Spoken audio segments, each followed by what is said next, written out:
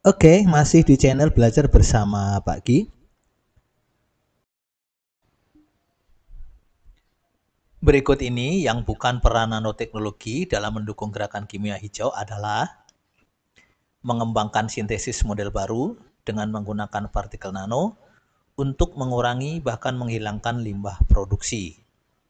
B. Penggunaan partikel nano dapat memperhitungkan dengan tepat jumlah zat yang direaksikan sehingga tidak ada atom yang terbuang. C. Dengan teknologi nano, proses produksi dapat dilakukan pada suhu dan tekanan ruang sehingga bisa hemat energi. D. Nanoteknologi merupakan teknologi tinggi yang memerlukan alat-alat yang canggih sehingga dihasilkan produk yang canggih pula. E. Proses produksi nano. E. Proses produksi nanoteknologi bersifat khas dan hanya menghasilkan produk yang diinginkan tanpa ada produk sampingan atau turunan.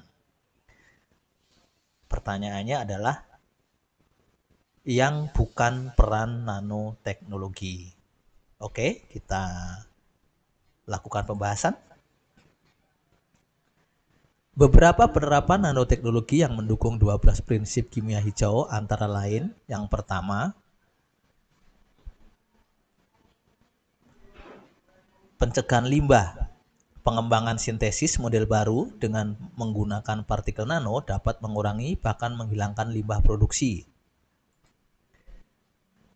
Prinsip yang kedua yaitu memaksimalkan nilai ekonomi suatu atom. Penggunaan partikel nano dapat memperhitungkan dengan tepat sehingga tidak ada atom yang terbuang.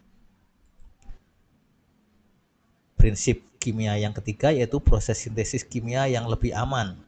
Dengan teknologi nano dapat ditemukan dan dikembangkan reaksi dan pelarut yang ramah lingkungan dan produk yang tidak beracun. Prinsip kimia hijau yang keempat yaitu mendesain atau merancang bahan kimia yang lebih aman.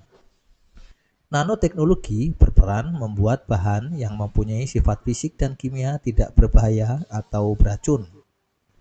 Prinsip kimia hijau yang kelima yaitu penggunaan pelarut dan bahan pendukung yang aman. Dalam prakteknya, nanoteknologi menghindari penggunaan pelarut dan bahan kimia berbahaya karena pelarut dalam nanoteknologi bersifat khusus. Prinsip kimia hijau yang keenam yaitu mendesain efisiensi energi. Dengan nanoteknologi, proses produksi dapat dilakukan pada suhu dan tekanan rendah sehingga dapat menghemat energi. Prinsip kimia hijau yang ketujuh, penggunaan bahan baku terbarukan.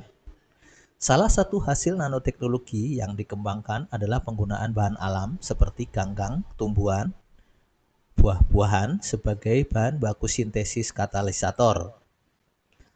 Prinsip kimia hijau yang kedelapan yaitu mengurangi bahan turunan kimia yang tidak perlu. Proses produksi nanoteknologi bersifat khas dan hanya menghasilkan produk yang diinginkan tanpa ada produk samping atau turunan. Prinsip kimia hijau yang kesembilan itu penggunaan katalis untuk efektivitas. Salah satu bidang kegiatan nanoteknologi adalah menemukan katalis nano yang efisien. Prinsip kimia hijau yang ke-10, desain produk yang mudah terurai. Salah satu kajian pada nanoteknologi adalah untuk mengetahui perilaku nanomaterial di lingkungan. Oleh karena itu, dengan nanoteknologi dapat merancang produk yang mudah terurai setelah dimanfaatkan dan tidak mencemari lingkungan. Prinsip kimia hijau yang ke-11, pencegahan polusi secara real time. Dalam nanoteknologi telah dikembangkan penelitian dan pengembangan nanomaterial yang rendah biaya dan aman dalam proses produksi. Prinsip hijau yang ke-12 yaitu prosedur yang aman. Untuk mencegah kecelakaan, nanoteknologi mengadopsi prinsip ini dalam mengembangkan produk nanomaterial. Jadi jawaban yang tepat adalah yang bukan peran nanoteknologi dalam mendukung gerakan kimia hijau adalah jawabannya D, yaitu nanoteknologi merupakan teknologi yang memerlukan alat-alat yang canggih sehingga dihasilkan produk yang canggih pula. Oke, tetap ikuti terus pembahasan soal ini di channel Belajar Bersama Pak Ki.